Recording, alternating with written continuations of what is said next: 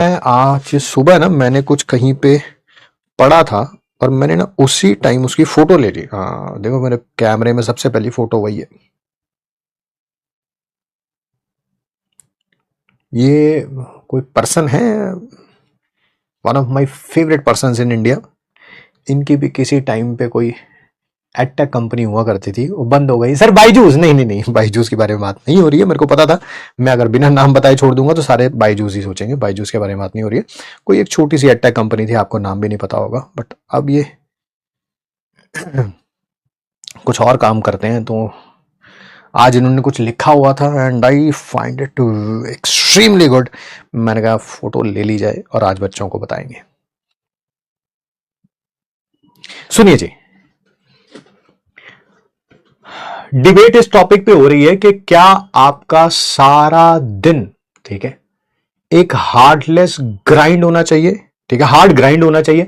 Hard grind मतलब सारा दिन एक्सट्रीम फोकस के साथ आप लोगों की स्टडी होनी चाहिए, या ये एक एफर्टलेस फ्लो होना चाहिए कि ऐसे मक्खन की तरह पढ़ाई हो रही है किसी बिना किसी टेंशन के, और एक यार नहीं यार फोकस कर, पढ़ना पढ़ना पढ़ना, मतलब ये दोनों के बारे में डिबेट हो रही है। ठीक है, इस रिगार्ड में ठीक है, इन्होंने दो साइकोलॉजिस्ट हैं, उनका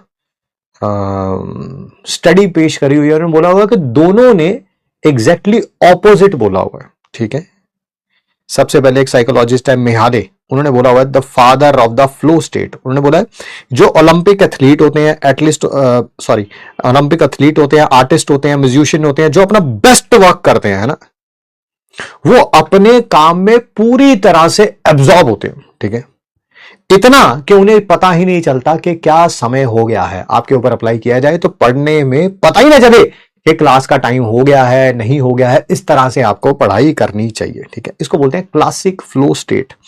दूसरे एक और साइंटिस्ट हैं एंडर्स एरिक्सन, उन्होंने बोला हुआ है कि डेलिब्रेट प्रैक्टिस वो बिल्कुल इसका ऑपोजिट है। उन्होंने कहा कि जब मैंने स्टडी किया म्यूजिशियंस को, चेस ग्रैंड मास्टर्स को और बहुत बड़े बड़े लोगों को, मैंने देखा कि वो अपने प्रैक्टिस को इंप्रूव करने के लिए, ठीक है, स्किल्स तो लगाते हैं बट उनको उसमें मजा नहीं आता, है ना, मतलब बहुत ज्यादा फोर्स लगानी पड़ती है, बहुत ज्यादा फोर्स। पहला वाला बंदा उसे पता ही नहीं चलता, करते पढ़ते पढ़ते पढ़ते पढ़ते क्या टाइम हो गया।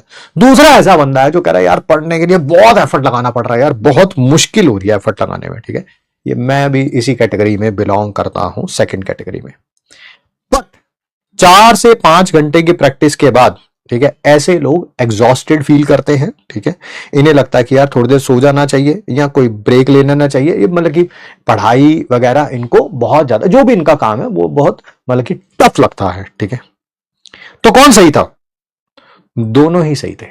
ठीक है, जब आप अपने परफॉर्म, अभी अब ये सुनने वाली बात यहां पे है, जब आप प्रैक्टिस कर रहे हैं अपने परफॉर्मेंस को इंप्रूव करने के लिए, तो ऑब्वियसली जो गोल्स आप अचीव करना चाहते हैं वो आपकी एबिलिटी से ज्यादा है। जो भी गोल आप अचीव करना चाहते हैं वो आपकी एबिलिटी से ज्यादा है।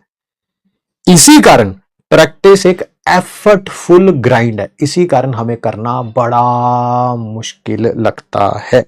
बट वेन, जब वही सेम वायलिनिस्ट परफॉर्म करता है किसी ऑर्केस्ट्रा में, जब उसने अपना स्किल परफॉर्म कर लिया है ना, जब आपने स्किल सीख लिया, मतलब ये जो प्रैक्टिस अभी चल रही है, अभी अगर आप बहुत ज्यादा मेहनत इसमें कर लेंगे, ठीक है, तो फिर जो आपको लग रहा था जो टारगेट जो है वो मेरी एबिलिटी से ज्यादा है ना, बट इसमें इतनी ज्यादा मेहनत कर लेंगे, जब आपका फाइनल एग्जाम आएगा तब आपको लगेगा कि यार हाँ यार कुछ खास है नहीं।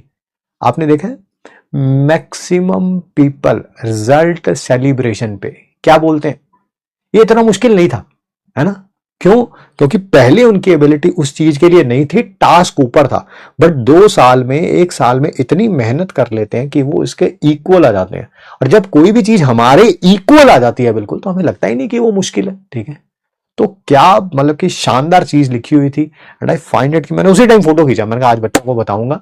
बट बस वही है कि समझने वाला इसको समझता है ना, जाने वाला क्लास उसके लिए 5 मिनट पहले ही खत्म हो गई थी, वो जा चुका है शीत निद्रा में। ठीक है, तो आपकी इच्छा है आप किस कैटेगरी में लाई करते हैं, हमारा काम है पढ़ाना, ठीक है, और आपको समझाना कि you have it in you. ऐसा नहीं है, ये कोई मुश्किल टास्क नहीं है यार, नहीं है।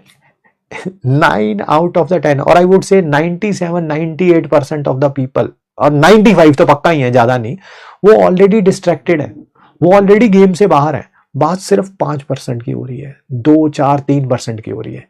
इन्हीं 4-5% में से 1-2 जनों को सीट मिल जानी है, तो already 95% out of the game है। आपको टेंशन लेने की जरूरत, बड़ा कॉम्पिटिशन है ही नहीं। कॉम्पिटिशन, लोग किसी टॉपिक के लिए एफर्ट मारते हैं पहले 15 मिनट, आ गया समझ तो आ गया, नहीं आया तो नहीं आ रहा यार, मेरे से नहीं हो रहा।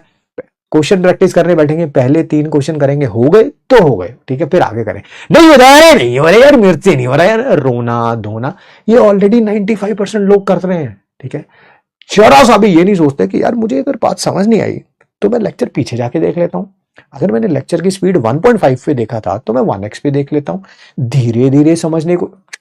Already 95% out of the game, ठीक है। सोचिए सिर्फ 5% है जो मेहनत कर रहे हैं, सिर्फ 5%, और इन्हीं में से 1-2 जनों को सीट मिल जानी है। तो कभी भी 25 लाख के नंबर से घबराना नहीं है। मैं आपको बता रहा हूं 22.5 लाख बच्चे गेम से बाहर हो चुके हैं, ऑलरेडी बाहर हैं, ठीक है। ये मत सोचना हमारे बैच में कितने बच्चे हैं, अरे इतने से हैंडफुल आते हैं यार रिजल्ट वाले, ठीक है, जो लगे रहते हैं on the end of the day तक। जिनको लगता है कोई टॉपिक समझ नहीं आया, मैंने टॉपर्स के साथ बैठ के पूछी है ये बातें पिछले 20 सालों में, है ना।